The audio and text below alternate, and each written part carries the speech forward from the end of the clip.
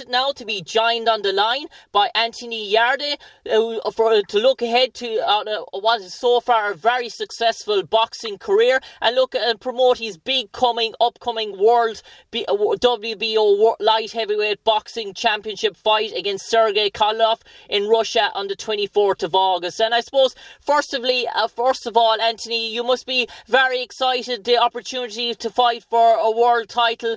Ideally, you would probably love to be at home in your own country in England, but travelling to Russia, you're unbeaten, 18-0. You must be very optimistic. You know what? I just see it as an opportunity. So I'm just going to go out there and take it with both hands. Yeah, and I suppose, Anthony, for you growing up in London, where did the love of boxing first come from? How did you get involved in boxing growing up? Well, when I was about 14 years old, I was asking my mum if I could go to a boxing club. She kept refusing and saying no. But there was a club in Leighton, that's like East London, it's not too far from where I used to live. And my uncle was running there at the time. So I went there, done all the hitting the bag, doing the exercises and things like that, hitting the mitts. And my mum was very strict in saying she don't want me in the ring, like fighting anybody. And then I think it was after like a week, he put me in the ring, and I done very, very well. And then when he told my mum that I was in the ring, she didn't let me go back after that. So from the age of like 14 to 19, I didn't even box anymore. Wow. And I suppose, Anthony, in that sort of period, were you predominantly involved in sports? Were you taking up athletics, maybe rugby, basketball, soccer? Did you get hooked on boxing from an early age? Well, literally every sport you just named, I used to do them all. I played for my borough in basketball. I played football at a good level. I played for Bishop Stortford and I had trials for QPR. Yeah. And rugby, I had trials for Harlequins when I was younger. So I went around the different sports. I was very athletic. But boxing, when I started boxing, it was a different feel I had for it. I was 19 years old. I was at a different point in my life, and I gave it 100%. And it was something about the training. I enjoyed it. When I done athletics, when I done football, the training I didn't like it. I only used to like the match days. Yeah. But boxing, I was very intrigued, and I was in the gym all the time wanting to learn. Yeah, and I suppose, Anthony, you mentioned that, and I suppose boxing has sort of a regimented sort of lifestyle where not only in relation to physical exercise, but you learn to take care of your body, put the right sort of fuel in sort of your body, and you develop traits in relation to your personality, in relation to be a role model, in relation to be a leader that can help you develop in later life. So do you think getting into boxing as a young teenager sort of shaped you growing up as an adult? Most definitely. I feel like it was very, very beneficial to me because I learned a lot. Like, I'm one of them people, if I go through something, I pay attention to what I'm doing. So in terms of learning about your body, diet, as you just said, what foods to eat to lose weight and keep your strength and things like that, it's all been, one of them situations where I consistently learned in every aspect. So in terms of what I eat, in terms of how I think, my drive, my mentality, being physically ready to go into the boxing ring, being mentally ready to go into the boxing ring. So yeah, it's helped me grow as an individual, just all around the board. Yeah, and I suppose, Anthony, one thing that people will look at and they say, you mentioned there you had a gap from boxing there for a while before you got back into it. You had maybe 12 amateur fights before turning professional. Was that, given your circumstances, given your age, that you wanted to get into the professional circuit early? Or looking back, would you think to yourself, maybe if I did maybe a year or maybe more to build up more amateur fights? Or was the drive always to get into that professional circuit when you were young and hungry? Yeah, I feel like when I started boxing, I started off watching Mike Tyson. And I was intrigued with Mike Tyson. No head guards, small gloves, and the knockouts. So I understood the process you have to go to become a good boxer, and that's the amateur scene. But when I started boxing properly at the age of 19, I had a goal in my head to be a great professional, not a great amateur. So I went through the amateur ranks to gain some sort of experience. I trained extra hard because I thought I was behind in terms of time and things like that. And then I thought I had 12 amateur fights. It was hard for me to get the 12 amateur fights because I had 11 knockouts. Yeah. So people didn't want to fight me. And then I think it was a whole year went past after I entered the competition, something called Haringey Box Cup. I won it. I won all my fights by knockout, and then I entered there's another tournament in England or London called the Novices. Yep. Where you fight everybody from London. And I knocked out a guy that won it the previous year. And then after that, I didn't get no fights for, it must have been over a year. Wow. So I stayed in the gym. I worked very, very hard. And because of my improvement in the gym, my trainer at the time, Yarde, just said to me, "You're ready to be professional." But when he first said it to me, I was like, "No, not yet." I was around 22 years old. I was like, "No, not yet." A year later, I went back to him and said, "You know what? I feel like I'm ready to go into the professional ranks." Yeah, and your first professional debut was made in 2015, and you had a knockout win over Mitch Mitchell. But was there any sort of the first sort of training camp in relation to that, your first professional fight? You obviously wanted to put on a show. Was there any sort of pre-match jitters or nerves, or was that a good nervous sort of energy? And were you hoping that the fight would have gone on longer in relation to that you could have been able to showcase more of your talents? But you, as you said, you got in there, it was your first fight, and you took care of business straight from the off. Yeah, I've just always enjoyed it. And that's like the thrill of getting the knockout victory. So in terms of how quick it is, I just saw it as this. I got into boxing late, I turned professional at the age of 23. And I said, I need to go in there and be exciting. I need to knock out people as early as possible. I need to put my name in people's mouths. So every time I got a quick knockout, it was like, that's what I wanted to. It was all part of the plan. So it's like, the more I knocked out people first round, second round, the more people spoke about me, spoke about my power and things like that. And literally everything I thought of and the way I was thinking is all blossomed into this kind of moment now.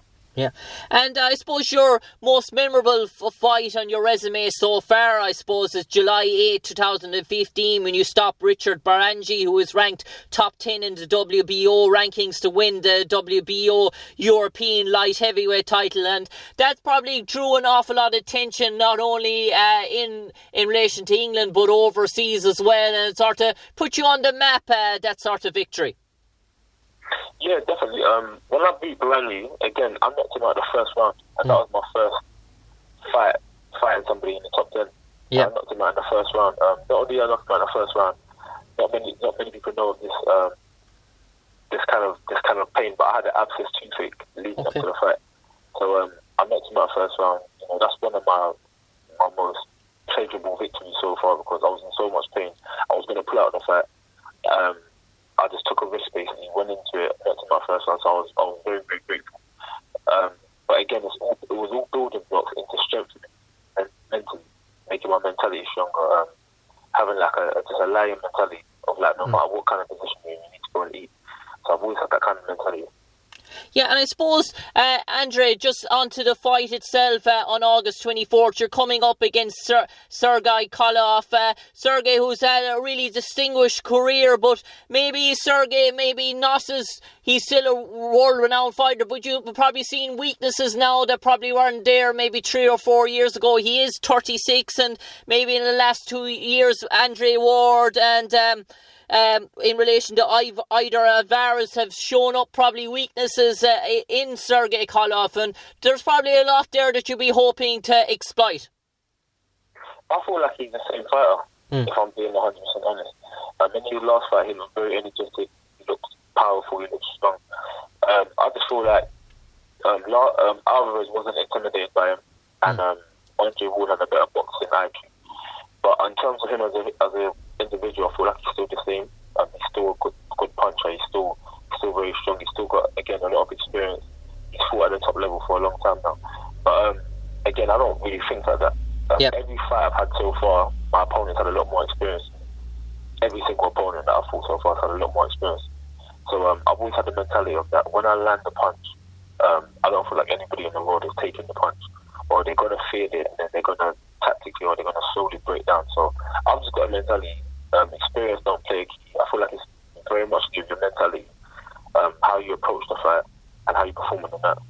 Yeah, and I suppose one thing, Anthony, I heard an interview in relation to recently, and you said everyone has become a major star and needed to have their opportunity in relation to break out. And one thing struck me, this title fight has sort of the reminiscence of when Jose Pedrosa, the Cuban world champion, fought Gervonta Davis that time, and people talked that Davis was inexperienced and he was coming off for 15 or 16 fights against Olympic gold medalist in Pedrosa, but Davis went in there and he sort of set the tone from the off, and this is sort of hallmarks in relation to that. We've seen what Gervonta Davis has gone on to, and you must be thinking along the similar lines yourself.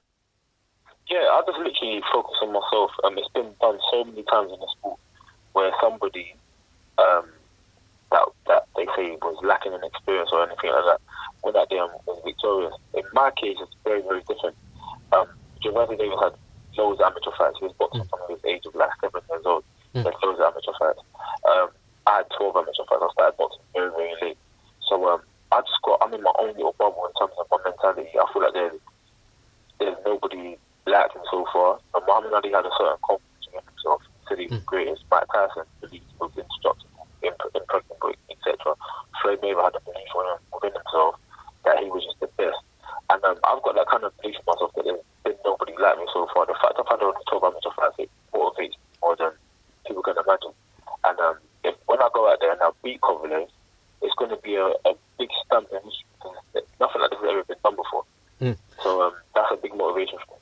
Yeah, and I suppose you mentioned there you're renowned for your punching power, and maybe something that Sergey Kovalev would be mentioned in relation to as well. So there's going to be an awful lot of real sort of heavy hits, and we're going to really, both men's power is going to be tested. And you look at your resume, as you said, 17 knockouts, and maybe when you look at Kovalev as well, he's maybe knocked out.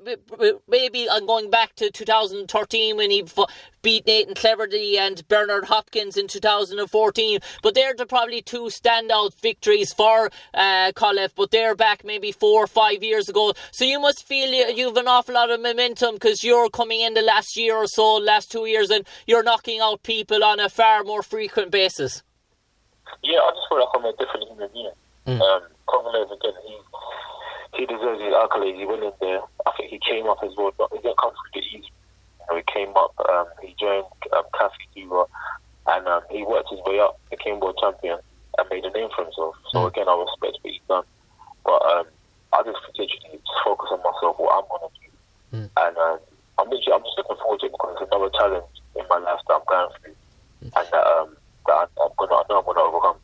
Yeah, and this 175-pound division, it's very exciting at the moment. There's an awful lot of potential great fights and an awful lot of money to be made in this sort of division. And would it be a goal of yours when you beat Kovalev on the 24th of August to unify the division and make yourself a multiple champion in relation to light heavyweight? Or do you feel that maybe it's a division that once you've conquered this title that you try to move up and become a two-weight champion?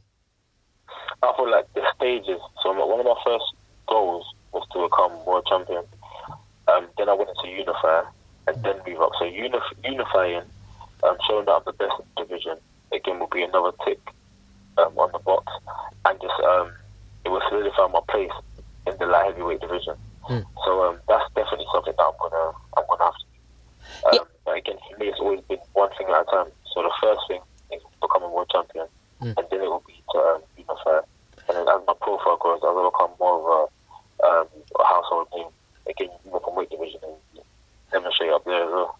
Yeah, and I suppose one thing that's been said about you, Anthony Yarde, in relation to you're very sort of loyal to the close people that you have around you, and especially your coach and trainer Tunde, who has been a real sort of role model, but he's sort of guided your career so fast, and you've stuck by him, and it's really reaped the rewards. And what has Tunde done to maybe mould you into the fighter that you are today?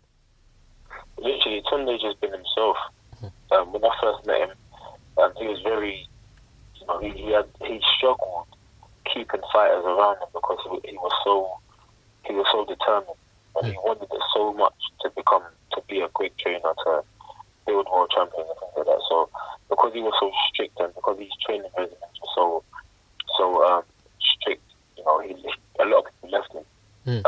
came along, it's like I just feel like I believe in vibration and energy. And where I came along, my energy was different. My vibration was different. I was that kind of leader that he was looking for. So when I came along and I had a personality that he told me, in the beginning there was a bit of conflict because it took time for him to change and accept that there's an individual that's going to do things the way he wants to do it as well.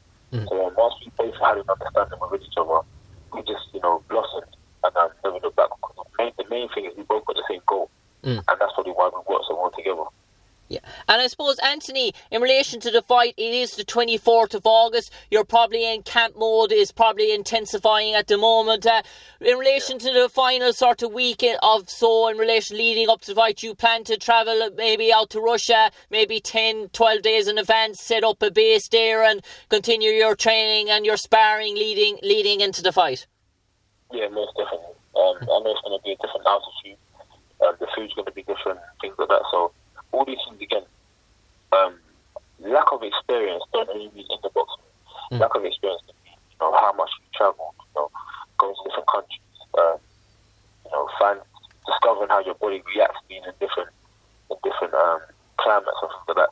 But again, I'm so focused on the goal, and I've got so much belief in my process that I just feel like everything's been put in place for my future.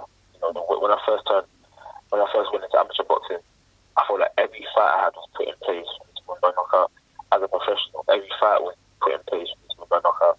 And again, this was what needed to happen in order to boost my career and put me in headlights.